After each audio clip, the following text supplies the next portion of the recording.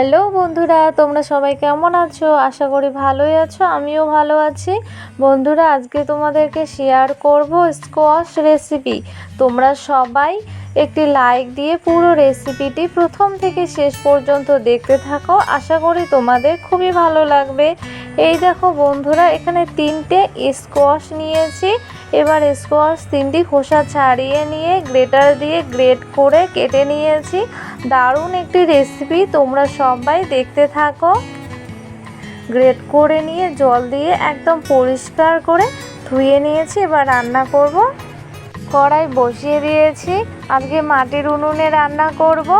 কড়াইতে দিয়ে দিলাম সর্ষের তেল। নেড়ে নিয়ে তেল ভালো করে গরম করে নেব। তেল গরম হয়ে গেছে। এবার তেলের মধ্যে ফোড়নে দিয়ে দেব একটি ছোট মাপের পেঁয়াজ কুচি আর 3-4টে রসুনের কোয়া থেতো করে নিয়েছি আর 3টে চেরা কাঁচা পাকা লঙ্কা। এবার নেড়ে নিয়ে হালকা লালচে করে ভেজে নেব। পেঁয়াজ, লঙ্কা, রসুন হালকা করে ভেজে নেওয়া হয়ে গেছে। এরপর এখানে দিয়ে দিলাম 1 চা চামচ পাঁচফোড়ন। এবার নেড়ে নিয়ে সব কিছু আবারও একটু ভেজে নেব। সব কিছু হালকা করে ভেজে নেওয়া হয়ে গেছে। এরপর এখানে দিয়ে দিলাম গ্রেট করে রাখা স্কোয়াশ। এবার সব কিছু খুব ভালো করে নেড়ে নিচ্ছি। তোমরা যারা যারা এখনও পর্যন্ত আমার চ্যানেলটিকে সাবস্ক্রাইব করোনি, চ্যানেলটিকে সাবস্ক্রাইব করে বেল আইকনটি অবশ্যই অল করে রেখো। যখনই আমি রান্নার ভিডিও আপলোড করব সঙ্গে সঙ্গে তোমাদের কাছে পৌঁছে যাবে। এরপর এখানে দিয়ে দিলাম পরিমাণ মতো লবণ আর 1 চা চামচ একটু কম হলুদ গুঁড়ো। এরপর সব কিছু খুব ভালো করে নেড়ে নিচ্ছি।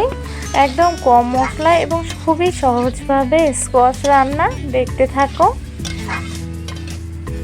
হলুদ লবণ দিয়ে খুব ভালো করে নেড়ে নিয়েছি। এরপর এখানে দিয়ে দিলাম 1/2 চা চামচের কম জিরে গুঁড়ো, আর কিছু দেব না। এবার আবারও সমস্ত কিছু খুব ভালো করে নেড়ে নিয়ে থালা চাপা দিয়ে 3-4 মিনিট মতো জাল করে নেব।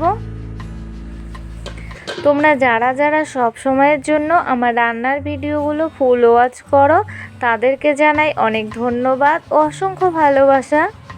থালা তুলে নিয়েছি। এবার আর একটু নেড়ে নিচ্ছি। এই দেখো একটু জল বেরিয়েছে। এই জল দিয়ে স্কোয়াশ খুব ভালো করে সেদ্ধ করে নেব। স্কোয়াশ কিন্তু 50% মতো সেদ্ধ হয়ে গেছে। এবার আবারও থালা চাপা দিয়ে এইভাবে নেড়ে নিচ্ছি।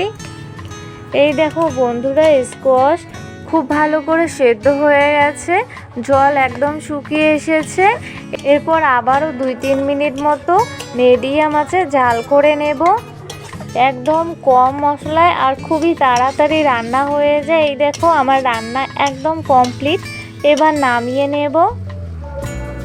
গরম গরম ভাতের সাথে কিন্তু দারুণ লাগবে খেতে।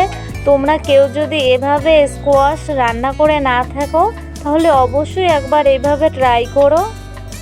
এই দেখো বন্ধুরা, একদম কম মশলা এবং চটপট রান্না হয়ে যায় এই স্কোয়াশ রেসিপি, আর খেতেও দারুণ লাগে। তোমরা অবশ্যই একবার এভাবে ট্রাই করো। আমার এই স্কোয়াশ রেসিপি দেখে যদি তোমাদের ভালো লেগে থাকে, তাহলে অবশ্যই ভিডিওটিতে লাইক, কমেন্ট এবং শেয়ার করো এবং অবশ্যই চ্যানেলটিকে সাবস্ক্রাইব করে বেল আইকনটি ক্লিক করতে ভুলো না। আজকে এ পর্যন্তই, দেখা হবে পরের ভিডিওতে। বাই।